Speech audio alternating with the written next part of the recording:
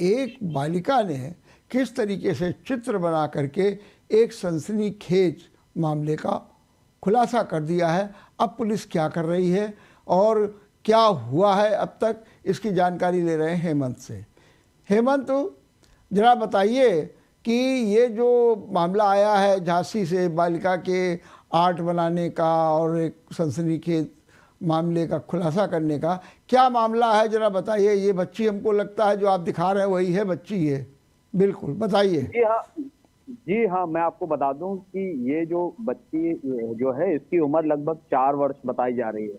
इसने अपनी मां की हत्या का खुलासा किया है और घटना मैं पूरी आपको बता दूं कि सोनाली की शादी संदीप से होती है। संदीप जो कि एक मेडिकल रिप्रेजेंटेटिव थे, उनके साथ 6 वर्ष पूर्व हुई थी।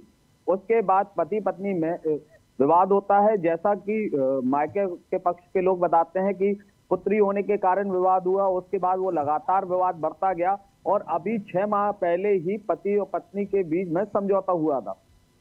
ये पूरी घटना होने के बाद जो मायके पक्ष के लोगों का कहना है कि कल उन्हें फोन आता है कि उनकी बिटिया की तबीयत खराब है और थोड़ी देर बाद फोन आता है कि उनकी बिटिया ने फांसी लगा ली है।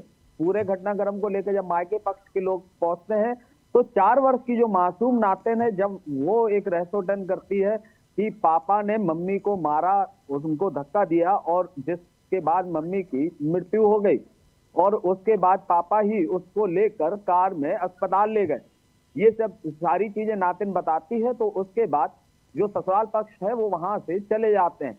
फिर उसके बाद नातिन एक और काम करती है, वो चित्र बनाती है जिसमें वो अपनी माँ का चित्र बनाती है, साथ ही साथ उसमें एक हाथ बनाती है जो वो बताती है कि उसके पिता का हाथ है जो उसकी माँ का गला दबा रहे हैं।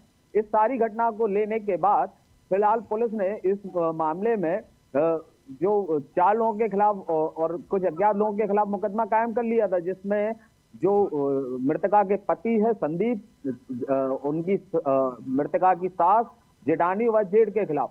लेकिन मैं आपको बता दूं कि ये सब रहस्योटन होने के बाद वो पोस्टमार्टम पुलिस सबको कब्जे में लेती है। उसके बाद पोस्टमार्टम के लिए भी भेजती है।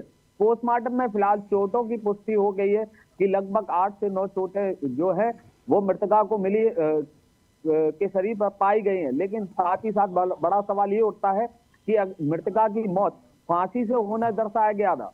लेकिन एक चीज और भी इसमें जो निकल कर आ रही है वह ये आ रही है कि अगर पति ने ही पत्नी को मारा था तो फिर वह मृतका को कार में लेकर इलाज के लिए क्यों गया, जहां डॉक्टर ने मृतका को मृत घोषित कर दिया। जी, तो ये बताइए कि पुलिस ने अब तक क्या कार्रवाई की है।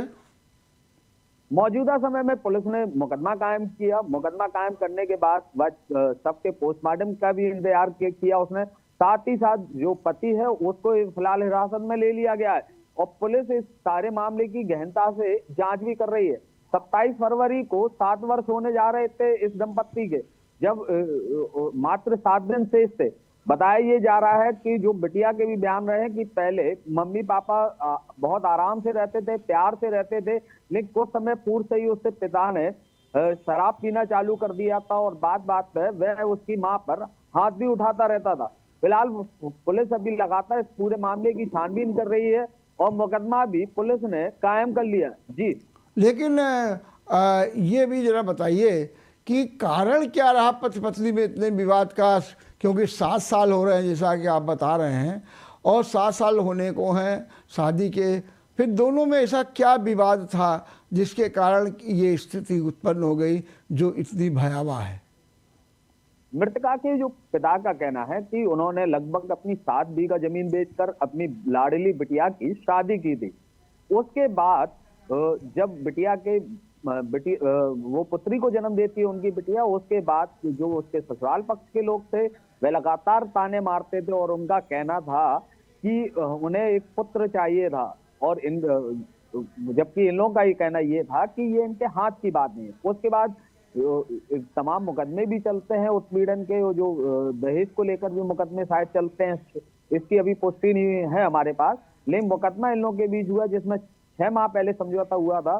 और जो मायका पक्ष है उनका कहना का उनका ये आरोप भी रहा कि ये जो ससुराल के जो लोग हैं वह कार की मांग कर रहे थे और कार देने में क्योंकि वह असक्षम थे, इसीलिए उनकी जो बिटिया है उसका लगातार जो ससुरालजन है वो शोषण कर रहे थे, उसको मारते पीटते थे और कहीं ना कहीं ये दहेज से जुड़ा मामला दिखाई दे रहा है। जी चलिए, बहुत बहुत धन्यवाद, बहुत बहुत धन्यवाद।